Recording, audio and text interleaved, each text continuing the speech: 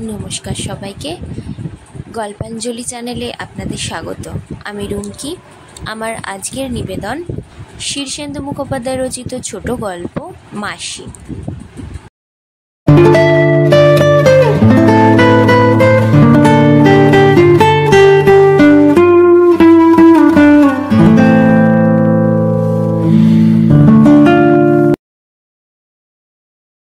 দু হাতের দুটো বুড়ো আঙুল নেই বলে ফটকের আটকায় কিসে?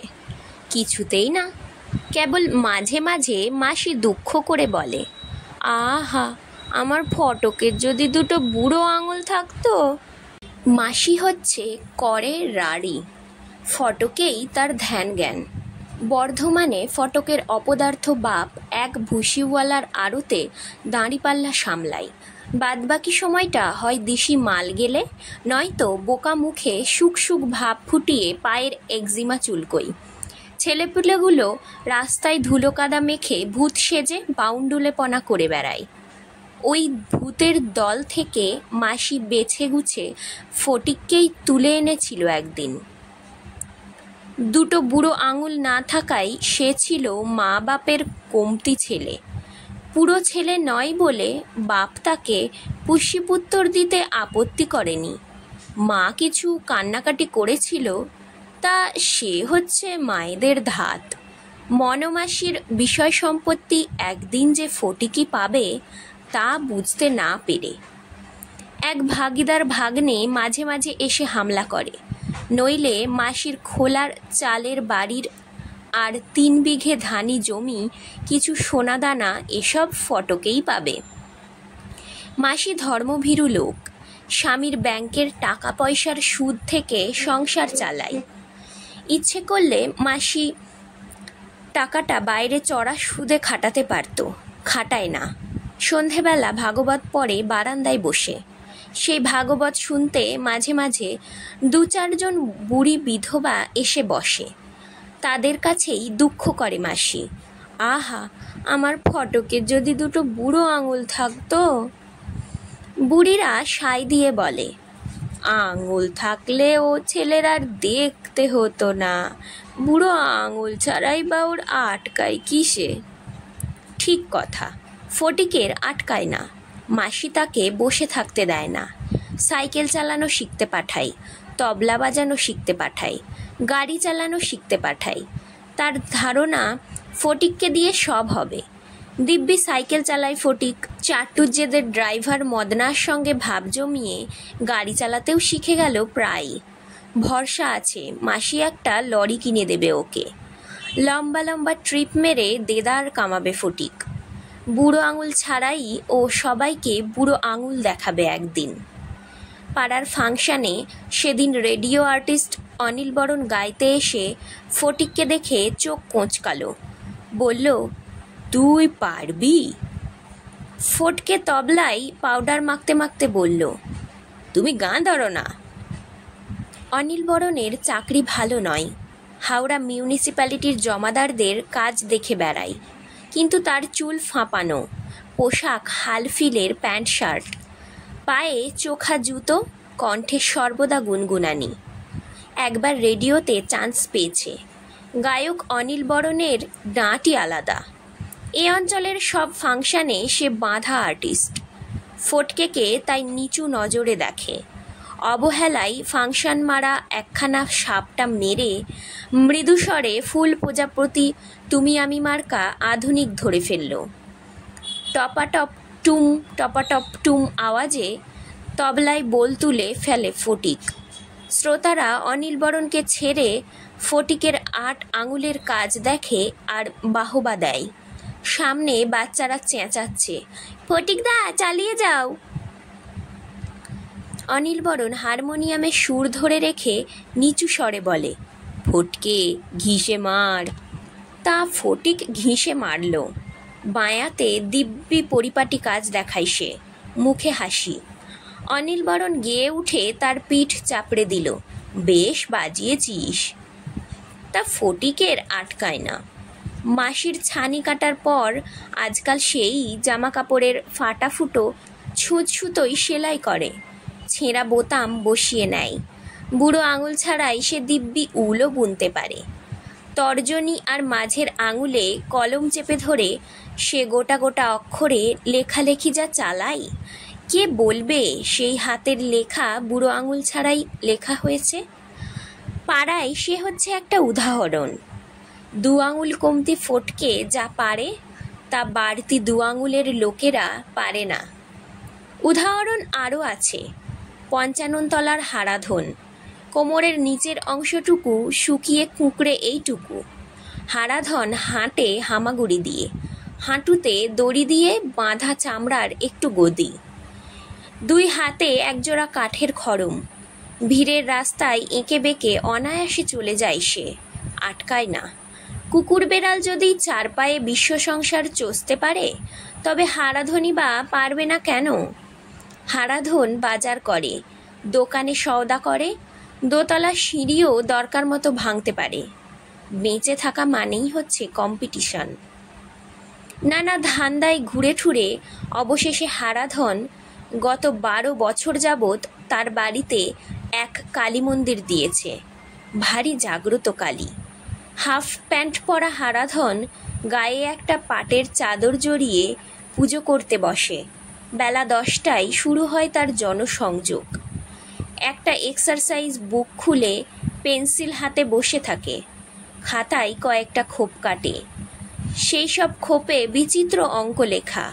তার রোগাটোগা বুড়ো মানুষ বিধবা মা ছেলের পিছনে এসে হাত জোড় করে বসে থাকে। তখন লোকজন এলে তাদের সমস্যার কথা শুনে হারাধন গম্ভীরভাবে চোখ বুজে ধ্যানস্থ হয়।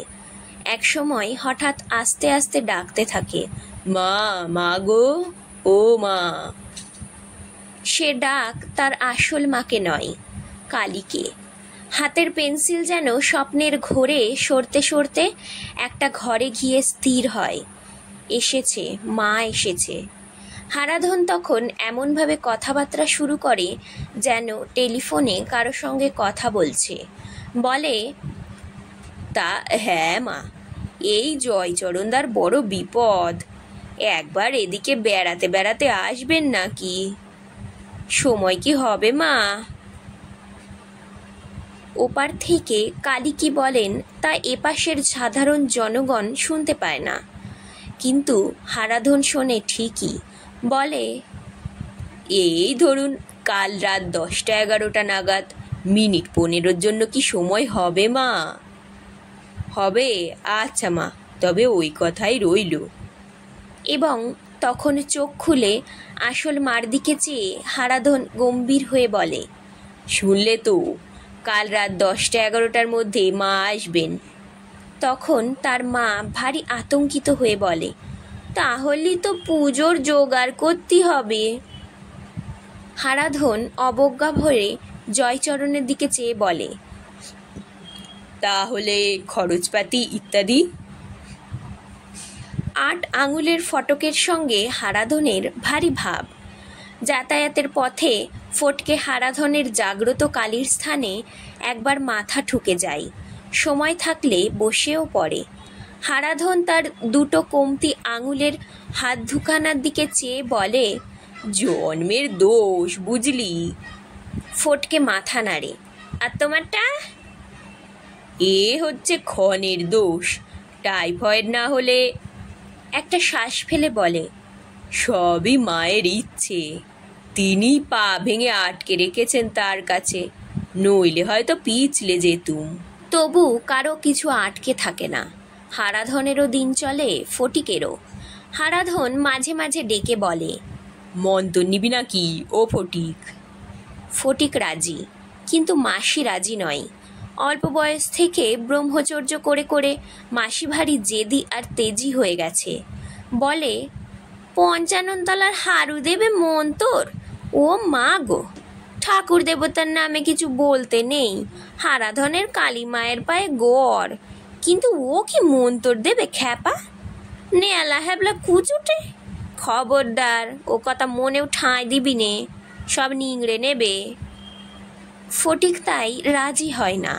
হারাধন দুঃখ করে বলে, শেষ তক লরি চালাবি ছোট লোকদের মতো? আমারই হয়েছে বিপদ, আমার সব মন্তর তন্তর তত্ত্বের কথা, গুহ্য কথা, মন্ত্রগুপ্তি এগুলো কাকে দিয়ে যায়? তোমার তো অনেক শিষ্য। কথাটা মিথ্যে।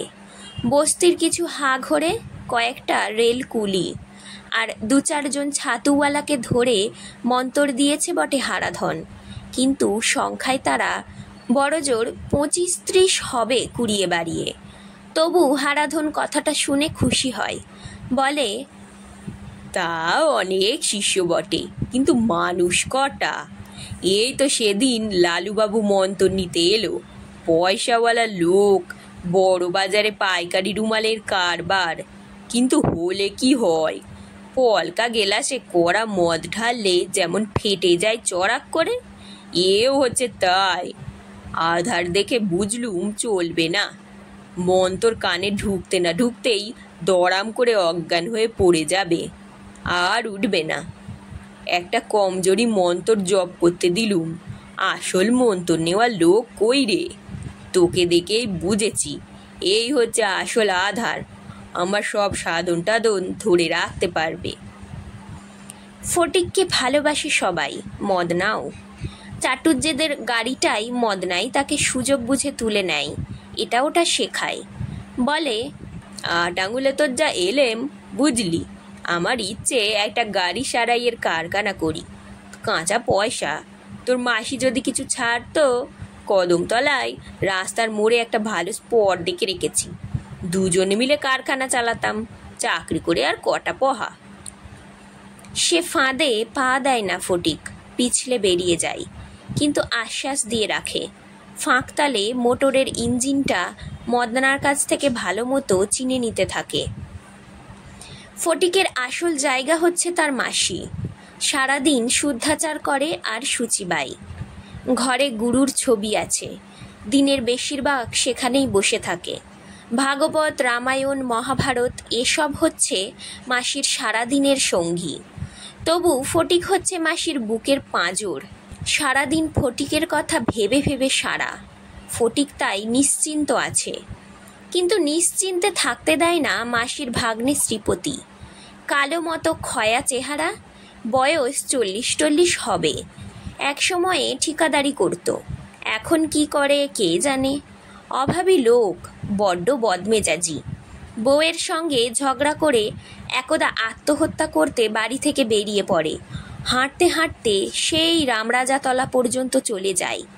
তারপর একটা নির্জন জায়গা দেখে রেল লাইনে গলা দিয়ে শুয়ে থাকে, কিন্তু কপাল খারাপ। আগে থেকে শুয়ে থাকার ফলে একটু ঘুমভাব এসে গিয়েছিল বুঝি। হঠাৎ ট্রেনের হুইসেলের শব্দে আঁতকে উঠে আ করতে করতে কেমন হয়ে গেল, লাইন থেকে আর গলা তুলতে পারে না।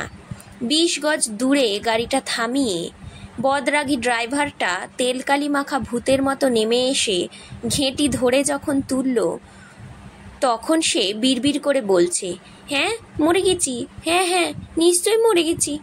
ড্রাইভার সাহেব মুগুরের মতো হাতে 2-4টে থাপ্পড় বসাতেই শ্রীপতি সজ্ঞানে আসে। তারপর সে কি দৌড়! তাই শ্রীপতির আর মরা হয়নি। জ্যান্ত শ্রীপতি তাই এসে মাঝে মাঝে ফটিককে শাসায়। কবে কাটছো বলো দেখি ফটিক চাঁদ? আমাকে জানো তো, শালকের 1 নম্বর মস্তান হচ্ছে এই শ্রীপতি সমাদ্দার। ঘাড়ে ধরে বের করব যদি নিজে থেকে না যাও। মাসির ওপরেও টং করে যায় সে। মামি, আমি কিন্তু উকিল মোক্তার করব না। ওই ফটকের ভালো যদি চাও তো ওকে পাঠিয়ে দাও দেশে। আমার মামার ভিটেই কাউকে চেপে বসতে দেব না। ফটিক এসব অবস্থায় ভারী অসহায় বোধ করে। ভাবে, এমন সুখের জায়গা রেখে আবার বুঝি সত্যিই তাকে বর্ধমানের বাড়িতে ফিরে যেতে হয়। কিন্তু মাসির মুখের রেখায় নড়চড় হয় না। শ্রীপতি যেন সামনে নেই, এমনভাবে মাসি তাকে অগ্রাহ্য করে। ঘরের কাজ সারে শ্রীপতি পাড়া মাত করে ফিরে যায়। ওই রোগা ফর্সা ছোট্ট বুড়ি মাসি কোথায় যেন একটা ভারী জোর আছে। সেই জোরটা যেন সবসময় ঘিরে রাখে ফটিককে। তাই একদিন শ্রীপতি এলে ফটিক তাকে উল্টে শুনিয়ে দেয়, ভারী তো মস্তান, ইঞ্জিনের ড্রাইভার চড়িয়ে ঠান্ডা করে দিয়েছিল, আবার মাস্তান। তবে রে 8 আঙুলে অলক্ষণে বলে তেড়ে আসে শ্রীপতি, কিন্তু সহসা উদ্যত হাত থামিয়ে কেবল তরপাতে থাকে, মারে না, ঠিক সাহস পায় না বোধ হয়। মাসির কী বা আছে? অল্প কিছু জমি, সামান্য টাকা, কিছু সোনাদানা, তার ওপরেই সকলের চোখ। মাসি কেবলমাত্র উদাসীন। এই তত্ত্বটা বুঝতে পারে ফটিক। নিজের ওপর ঘেন্না হয় মাঝে মাঝে, সেও তো ওই ভরসাই আছে। হারাধনের কালীর স্থানে সেদিন প্রণাম সেরে বেরিয়েই যদু মোক্তারের সঙ্গে দেখা। বুড়ো হাড়ে হারামজাদা, রোগা খিটখিটে চেহারা, চোখে বুদ্ধির চিকিমিকি। ফটিককে দেখে বলে, কি বাবা ফটিক, শুনছ? কি? তোমার বাড়া ভাতে চাই, মাসি যে সম্পত্তি সব বেবত্তর করে নিল। কথাটা বিশ্বাস হয় না ফটিকের, চেয়ে থাকে। বুড়ো তার মুখের দিকে ভারী খুশি খুশি ভাবে চেয়ে থাকে। কারো কোনো গর্দিশ হলে যদু মোক্তারের ভারী আনন্দ। বলে, তোদের বাড়ি থেকেই আসছি উকিলের সাক্ষী দিয়ে, তোর মাসির ভিটেই গুরুর মঠ হবে, এবার নিজের রাস্তা দেখ। কথাটা মাসিকে মুখোমুখি জিজ্ঞেস করতে লজ্জা পায় ফটিক। মাসিও যেচে কিছু বলে না, মনটা ভারী দমে যায় তার। 4 বছর বয়স থেকে মাসির কাছে সে এত বড়টি হলো। সবাই জানে সে মাসির ছেলের চেয়েও বেশি। 8 আঙুলের ফটিককে মাসি কত স্নেহে ভালোবাসায় 10 আঙুলের মানুষের মতো সব কিছু শিখিয়েছে। তবে মাসির এটা কীরকম ব্যবহার? হারাধনের কাছে দুঃখ করে ফটিক। এমনটা হবে জানলে কোনো শালা এসে এতকাল পড়ে থাকতো? দুঃখ করিস না ফটিক, মদ যদি হয় তো মাসিকে বল যেন আমায় সেবায়িত করে, তোরটা পুষিয়ে দেব। মদনা ফটিককে ধরে বলে, তখনই বলেছিলুম কদমতলায় জায়গাটা দুজনে নিয়ে আয়, কাঁচা পয়সা লুটে নিতাম। খবর পেয়ে শ্রীপতিও আসে। ফটিকের সঙ্গে দেখা হয় চৌরাস্তায়। নরম গলায় বলে, বুড়ির মাথাটাই গেছে বিগড়ে, দেবোত্তর আবার কি রে, না হয় তোর নামেই থাকতো সম্পত্তি, আমরা 2 ভাইয়ে ভোগ করতুম। 1050 নগদ, সোনা দানা মিলে আরও ধর 1030-40। ইস, ভাবা যায় না। ভাবতে ভাবতে নিজের 8 আঙুলের ওপর ভরসা হারিয়ে ফেলে ফটকে। দিন রাত লোকজন তার কানমন্তর দিচ্ছে। মাথা ক্রমে গরম হয়ে যায়। বুঝতে পারে মাসি তাকে সবচেয়ে বড় ধাপ্পাটা দিয়েছে। ফটিক তাই রাগে রাগে বাসাতেই থাকে না বড় একটা। সকালে বেরোই, রাত করে ফেরে। মনের মধ্যে একটা পাখি কেবল ডাক ডাকে। বারান্দায় একা বসে ভাগবত পড়ছে মাসি, সামনে পিদিম। ননিচোরা কৃষ্ণের মুখ ফাঁক করে মা যশোদা দেখছেন সত্যি খেয়েছে কি না কৃষ্ণ। ও মা, কোথায় ননি? মা যশোদা দেখেন কৃষ্ণে মুখের মধ্যে বিশ্বরূপ। রাত হয়েছে, ফটিক এইবার ফিরবে, মাসি টের পায়। চরাচর নিঝুম। ভাগবত পাঠের শব্দ যত দূর যায় তত দূর বড় পবিত্র। কত পোকামাকড় আসে কাছে, কত সাপখোপ। ওই শব্দ সবাইকে টেনে আনে কাছে। আজও এসেছে। চোখ না তুলেও মাসি টের পায়। সিঁড়ির মুখে উঠে এসেছে 2 দীর্ঘ দেহ, নিষ্পন্দ পড়ে আছে। শুনছে, কারো ক্ষতি করে না, কিন্তু গায়ে পা পড়লে। ফটিক এ সময়েই ফেরে। পিদিমের আলোয় যদি দেখতে না পায় সাপ দুটোকে। আজ কৃষ্ণপক্ষ, বাইরেটা বেজায় অন্ধকার। মাসি শোনে আগল ঠেলে ফটিক ঢুকলো উঠোনে। সোজা সিঁড়ির দিকে হেঁটে আসছে। অধ্যায় শেষ না হলে পাঠ শেষ করা চলবে না। মাসি ঝুঁকে থাকে বইখানার ওপর। ঠাকুর! চোখ থেকে 1 ফোঁটা জল পড়ে। ফটিক আসছে। ঠিকাদারদের লরি একটু আগেই মাটি ফেলেছিল সাঁইদের মজা পুকুরে। তারই একটা হেডলাইট জ্বালল। সমস্ত বাড়ি উঠোন ধাঁধিয়ে আলো এসে পড়ে। ফটিক থেমে যায়। মাসি ঝুঁকে পড়ে বইয়ের ওপর। ঠাকুর! ফটিক চিৎকার করে ওঠে, মাসি পালাও! মাসি একখানা হাত তুলে করতলখানা তাকে দেখালো। উঠল না, নড়ল না। শুধু হাতখানা তুলে ফটিককে অভয় দিল। অনেক ভেবে ভেবে ফটিকের আজকাল মনে হয়, না, মাসি তাকে বঞ্চিত করেনি, কি যেন একটা দিয়েছে। তার হিসেব নিকেশ করতে ফটিকের এ জন্মটা চলে যাবে বোধ হয়। নমস্কার, আজকের গল্প পাঠ এখানেই শেষ। গল্প পাঠ ভালো লাগলে অবশ্যই একটা লাইক দিয়ে যাবেন, আর আমার চ্যানেল গল্পাঞ্জলিকে সাবস্ক্রাইব করে বেল বাটনটা প্রেস করে দেবেন। ধন্যবাদ, ভালো থাকবেন সবাই।